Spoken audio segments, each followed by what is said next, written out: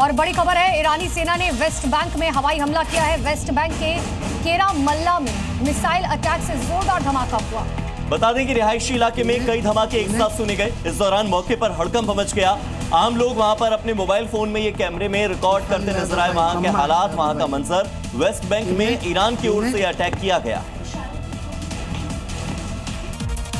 Israeli सेना का Lebanon में विध्वंसक प्रहार जारी है। दिन और रात हवाई हमलों से बेरूत में हालात बहुत खराब हैं।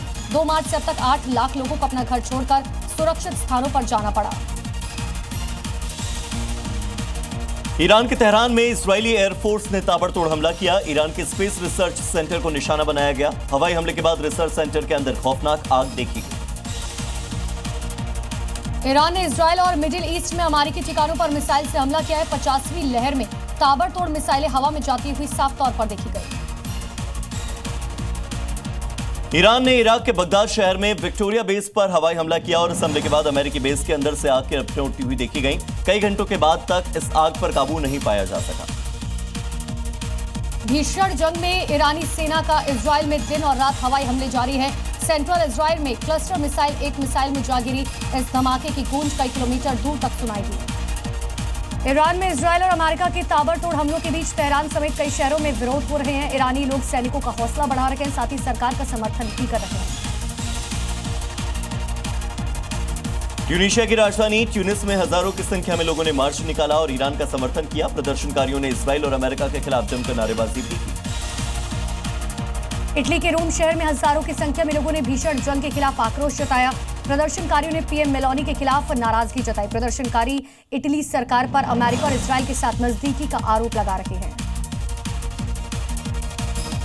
इजरायल के सबसे बड़े शहर तेल अवीव में सैकड़ों की संख्या में लोगों ने अपनी ही सरकार के खिलाफ प्रदर्शन किया। प्रदर्शनकारियों ने अमेरिका और इजरायल के खिलाफ नारेबाजी की, ईरान से युद्ध रोकने की मांग की।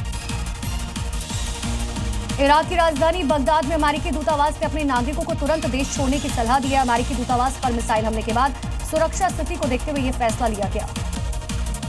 मिडिल ईस्ट में जारी भयावह हालात के बीच में भारत के लिए एक राहत की बड़ी खबर है। हॉर्मुज पार करके 2 जहाज भारत आ रहे हैं और फारस की खाड़ी में भारत ने युद्धपोत भी तैनात कर दिए हैं। भारत पहुंच रही है 92,000 टन एलपीजी गैस, जिस वजह से संकट के बादल छटने वाले हैं। खाड़ी क्षेत्र में बढ़ते हुए तनाव के बीच अमेरिकी राष्ट्रपति डोनाल्ड ट्रंप ने स्टेट ऑफ हॉर्मुज की सुरक्षा के लिए कई देशों से अपने युद्धपोत भेजने की अपील की।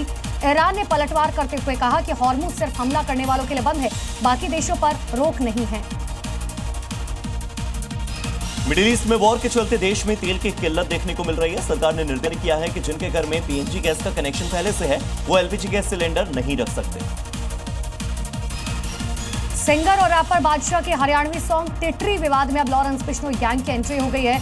लॉरेंस बिश्नोई गैंग ने चेतावनी देते हुए कहा कि हरियाणा की संस्कृति खिलवाड़ करने पर सीधे सीधे मारी जाएगी गोली। यूपीएसआई भर्ती परीक्षा के एक सवाल में पंडित विकल्प दिए जाने पर विवाद तेज हो गया। डिप्टी सीएम ब्रजेश पाठक ने इस सवाल पर कड़ी आपत्ति जताई और मामले की तत्काल जांच के आदेश दिए।